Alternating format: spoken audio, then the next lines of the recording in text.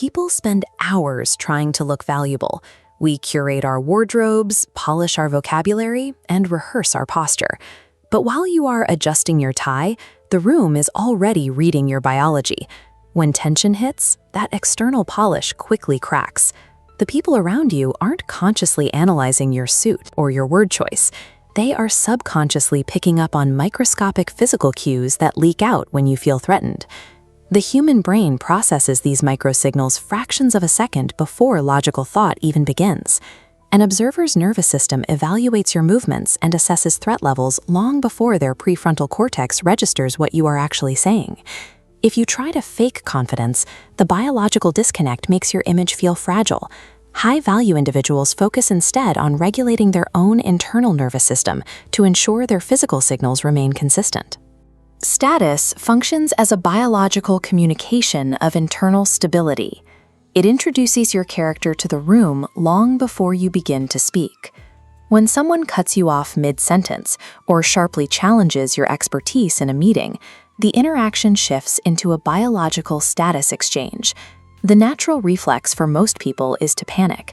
They speak faster, blink rapidly, shift their weight, and immediately start over-explaining.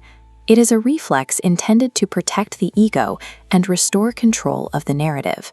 A more effective approach involves maintaining complete physical stillness. By relaxing the jaw, slowing the breath, and offering only brief, selective clarification, you avoid the trap of defensive justification. Because humans are hardwired to detect threats, physical steadiness sends a powerful message. It signals that you detect zero danger. That micro-delay in reaction is the physical manifestation of executive control. The observing brain equates that delay with cognitive strength.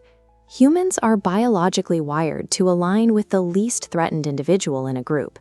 In high-pressure moments, the room subconsciously gravitates towards the calmest nervous system, interpreting that steadiness as evidence of leadership potential. This biological filtering extends to how we manage our presence.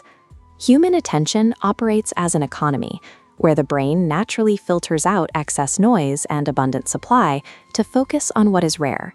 In a social setting, excess supply looks like instant availability. It involves replying impulsively, over-talking to hold space, laughing excessively to force a bond. These actions suggest that your attention is easily acquired. Shifting this perception requires the deliberate allocation of your presence. This involves structuring your time, protecting your schedule, and speaking with extreme selectivity. In an environment saturated with noise and frantic energy, silence carries a unique weight. When everyone is competing for the floor, selective input stands out with more density. By withholding unrestricted access and instant availability, you create a psychological gravity. When your time is structured and limited, others treat interactions with you as a high-value commodity.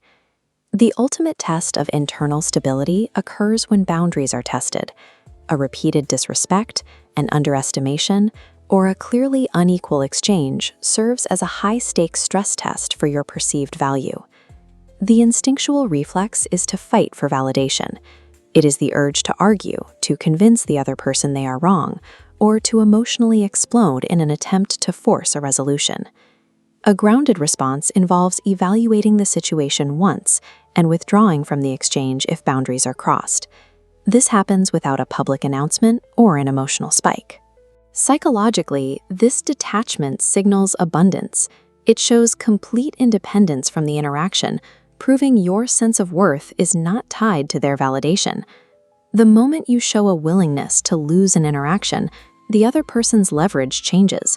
By demonstrating independence from the outcome, you shift the power dynamic in your favor.